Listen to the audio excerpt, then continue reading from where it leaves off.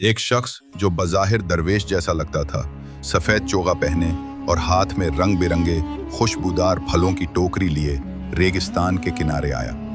वो जानवरों को आवाज देता, आओ ये ताज़ा फल खाओ, ये तुम्हें ताकत देंगे, तुम्हें ठंडे ठंडक मिलेगी। एक नन्ही हरनी और एक जवान खरगोश रेत के टीलों के पीछे से निकले। हरनी ने फलों की खुशबू सूंघ कर कहा, ये तो बहुत मज़ेदार लगते हैं, मैं खा लेती हूँ। खरगोश ने एहतियात से कहा, मगर हमें होशियार रहना चाहिए, हो सकता है ये कोई जाल हो। हरनी हंसकर बोली, ये शख्स इतना नेक लगता है, धोखे क्यों देगा, और फिर फूल खाने लगी। कुछ लम्हों बाद हरनी लड़खड़ा कर गिर पड़ी। वो शख्स फौरन अपनी चादर के नीचे से रस्सी निकालता है और हरनी को बांधने लगता है।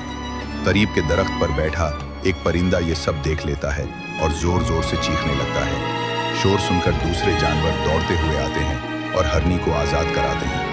बाबा जी को बुलाया जाता है। बाबा जी नीला पगड़, लाल दरवेशी लिबास, लंबे बाल, बड़ी सफ़ेद मूछें और दाढ़ी उस शख्स के सामने खड़े होकर पूछते हैं, क्या तुमने नेकी के नाम पर धोखा दिया?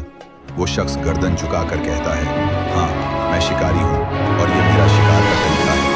हरनी रोते हुए बोली, फिर शिकारी की तरह आओ, नेक बनकर धोखा मत दो। बाबा जी ने कहा, जो नेकी का लिबादा ओढ़कर बुराई करे वो जिस्म ही नहीं एतमाद को भी कत्ल करता है, और ये सबसे बड़ा जुर्म